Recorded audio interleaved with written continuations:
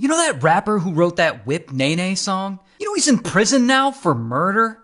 And so the rapper's name is Silento, and Silento is 17 when this story starts, living in Atlanta, and bro has had problems for a really long time. Like he's always in trouble going in and out of youth detention centers in his early teens. But despite all that, he's got big dreams. He really wants to be a famous rapper. So one day in 2015, he's in his high school in the cafeteria when he randomly just gets up and starts dancing. And he notices that everyone's watching him because of course they are. He's in the cafeteria dancing. Bro, sit your ass down and eat your food. And so he starts making up this little song. And you know the song. And watch me whip, and watch me nae nae, and watch me mip, mip, and not a murder. Yeah, you get it. It's that song. And so he's dancing and he's singing this song and he's like, yo, this song I just made up is fire.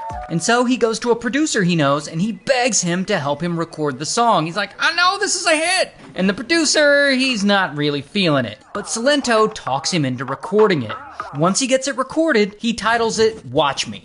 And I know everyone calls it the Whip Nae Nae song, I do too, but it's actually called Watch Me. And so he starts performing Watch Me at school events and at kids' birthday parties, and anywhere where people will let him perform it. And people go crazy for this song, especially young kids, because, you know, they like doing the little dance. And so then he officially releases the song himself on SoundCloud, and it blows up immediately. Like within a few days, it's gotten over 1 million plays. People love it. And all this noise around this song gets the attention of Capitol Records. And so they reach out to him and they're like, we saw your song getting traction and we want to sign you. And just like that, Silento lands a record deal. And they release a music video of the song on YouTube and kaboom, it blows the fuck up too, getting almost 2 billion views. 2 billion views on one video. And of course, the little kids are all reacting to the song. You know, they're all on YouTube doing the dance. And of course, this catches on and it becomes like a full-on dance craze. You even got school choirs singing this shit.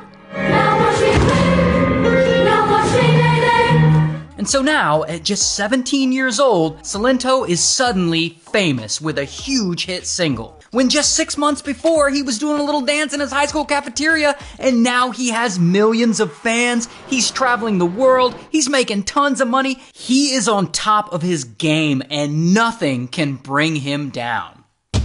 Until some time passes. And after the initial sudden wave of success of the Whip Nae Nae song, Silento is having a lot of trouble replicating that success. And he doesn't want to fail, so he's putting a lot of pressure on himself. He keeps releasing new song after new song, but none of them come close to the success of Watch Me.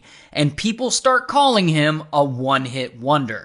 And that has got to be messing with his head. I mean, it was his first song and it was a massive hit, but no one seems to care about anything else he puts out. And I imagine going from a completely unknown high schooler to a famous rapper in just 6 months is just too much for him. And he has, unfortunately, long had mental health issues. And his mental health issues combined with sudden pressures of fame do not mix well. And as time goes on, Silento starts to lose it. First, around 2017, he starts missing scheduled performances, and this pisses promoters off and it starts to ruin his reputation as a professional. Then, in 2020, he's around 22 years old now, he and his girlfriend get into an argument at their house, and allegedly it gets bad. Like really bad. Because suddenly, bam, Silento is arrested for domestic violence. Here's his mugshot.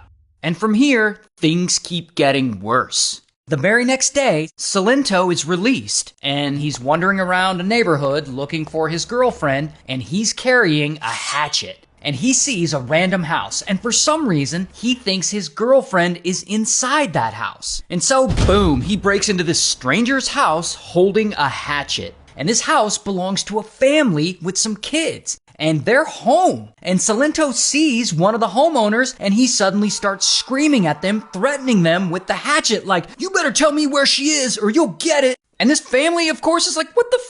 So they start screaming for help. And other people in the house hear this, so they come running in from another room holding a gun and they point it at Silento like, get out! And they get into a struggle with him until finally they're able to wrestle the hatchet away from him. Then, out of nowhere, one of Silento's friends runs into the house and is like, yo, bro, you got the wrong house. And Silento's like, oh, shit, my bad. And he runs away while the homeowners call the police. And so, bam, police catch him and they arrest him.